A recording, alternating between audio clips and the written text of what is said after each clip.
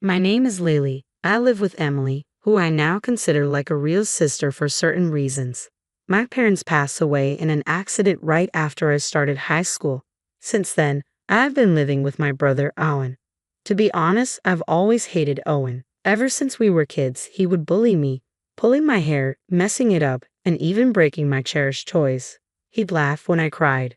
Violence was the norm, and I had to endure his constant snide remarks. If Owen ever needed my help in the future, I'd probably abandon him. He's selfish, always thinking he's the best and hating to lose, hurting others for his own benefit. After we lost our parents, an uncle offered to take us in, but Owen refused. I was hesitant to leave our home and live with a relative I barely knew. We both thought we could manage on our own. Living alone was tough, but we managed. However, Owen and I stopped talking. He started going out at night and hanging out with rough people. My hatred for Owen only grew. A few years after Owen graduated from college and started working, he suddenly brought home a girlfriend. Her name is Emily, and she's incredibly beautiful and elegant. I wondered where Owen met such a beautiful woman and why she was dating someone as terrible as him. I didn't think they were a good match, but it wasn't my place to say. Emily said she'd be moving in with us. I thought it was a bit too sudden and wondered if Emily was really okay with it. I'm fine with it, but are you sure you're okay, Emily? I asked. We had a little disagreement with my dad, but my mom said it's an experience. If her dad thinks it's reasonable and they've all agreed, then I have nothing more to say, she replied. And so, a beautiful woman named Emily moved into our home. After living with her for a few months, I realized she's an amazing person. She took over all the household chores I had been doing. At that time, I had graduated high school but hadn't gone to college. I had no ambitions and was used to doing housework. Above all, I didn't have the confidence to manage housework while going to university. But Emily encouraged me to find my passion, saying it's never too late.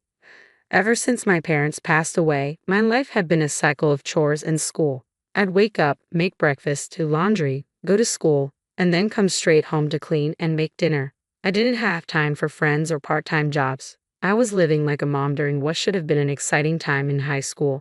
I didn't even have a boyfriend. Not that I was interested until Emily pointed it out. I hadn't realized I had no hobbies or passions. Looking back at my high school life, I felt a bit lonely. I remember talking with friends in middle school about wanting to get part-time jobs and boyfriends in high school.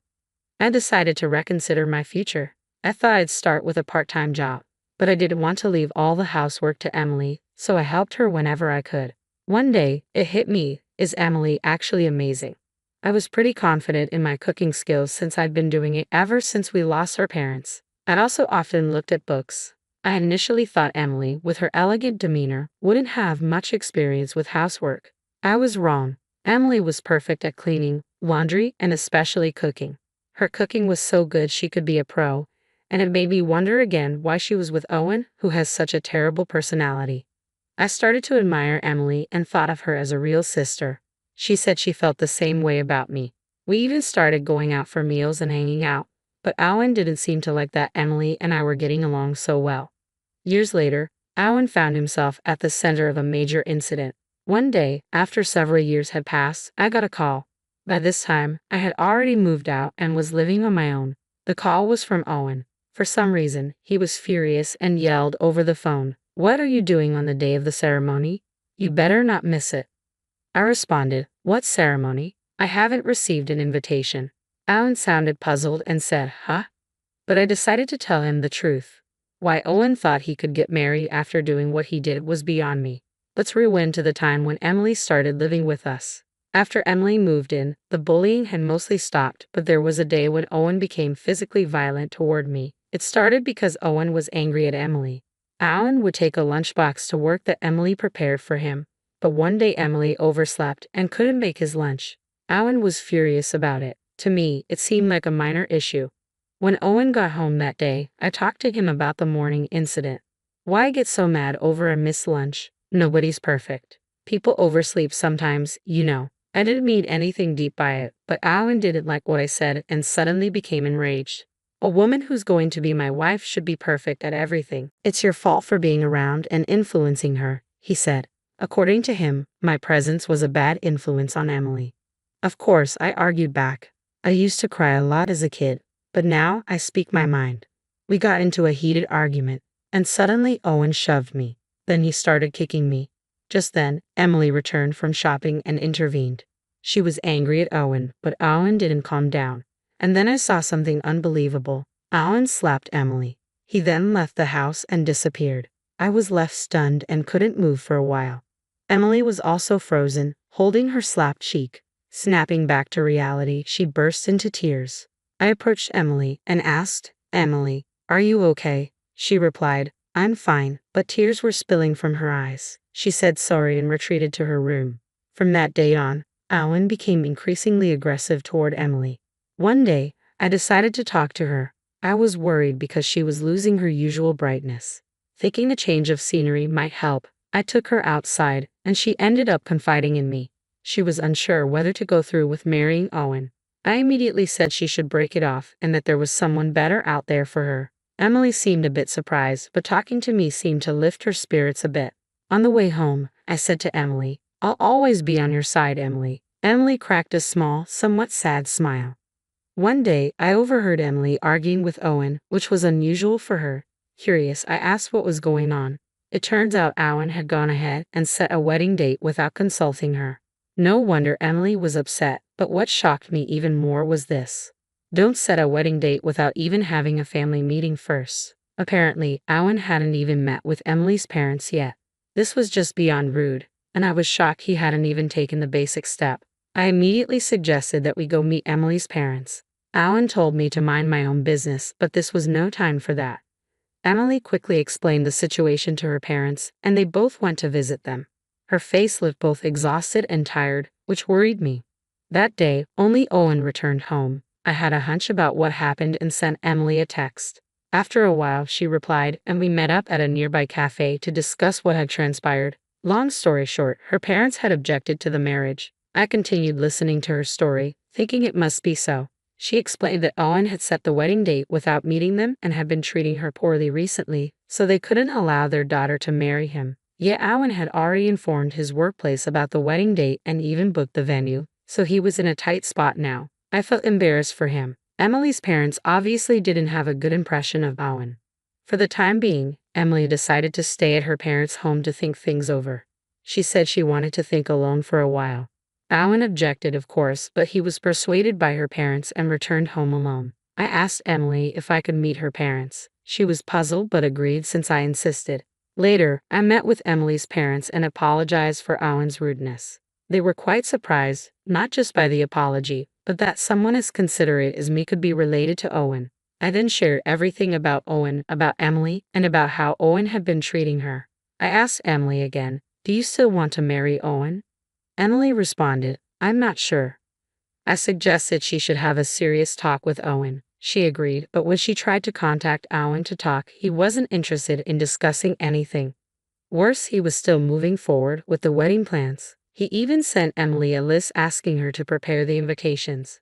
At this point, Emily had had enough and finally decided to break up with Owen. She tried multiple times to discuss the matter with Owen, but it seemed like they could never have a real conversation. Every time she reached out, Owen would dominate the conversation and end it abruptly. She even texted him about breaking up. But Owen dismissed it, saying, "Enough with the jokes. Just prepare for the wedding." And so, the day Owen unilaterally decided would be their wedding day arrived, and Emily contacted me in a fury.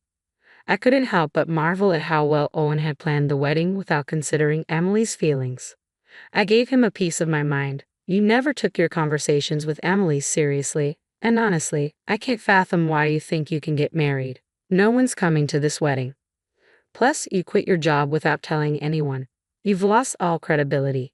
With that, I hung up the phone. That's right. Owen had quit his job without telling anyone. Emily found out about this during an incident when Owen contacted her. Emily and I were together at the time, expecting his call because I thought I would definitely get a call. "What's going on? Why aren't you coming? Why isn't anyone coming?" Emily finally told Owen everything. "I've told you multiple times that I want to break up. You never listened. You even went ahead and planned a wedding, so I thought you might as well go ahead with it." Emily explained that she hadn't sent out invitations because she didn't want to get married, but he had told people at work about the date, so she contacted them to cancel the wedding to avoid causing them any inconvenience.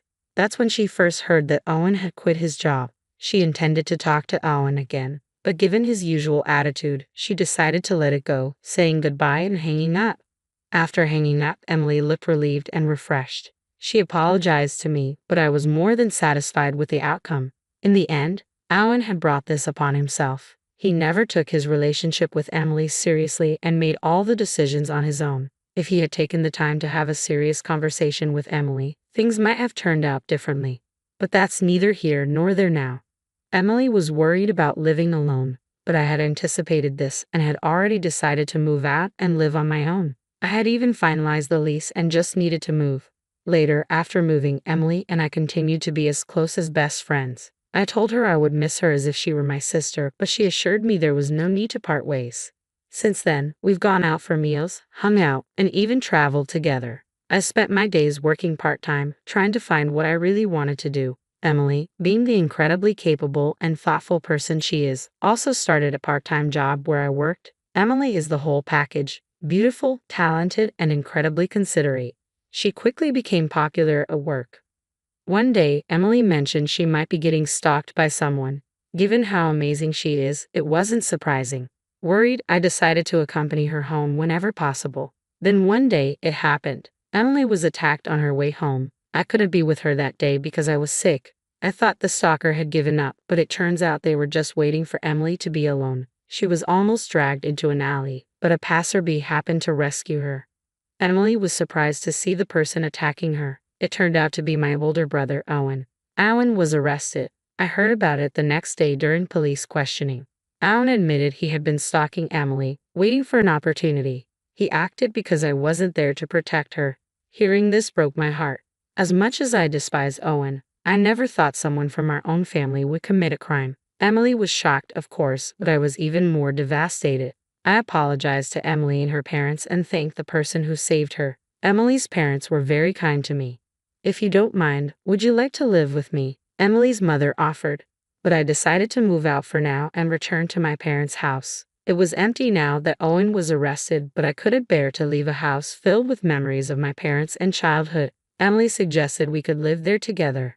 After some thought, I accepted her offer. So here we are, living together in my old home. Today, we're visiting my parents' graves. Emily came with me. In front of my parents' tombstones, I silently apologized for Owen's crime and my failure to stop him, all because I couldn't stand him.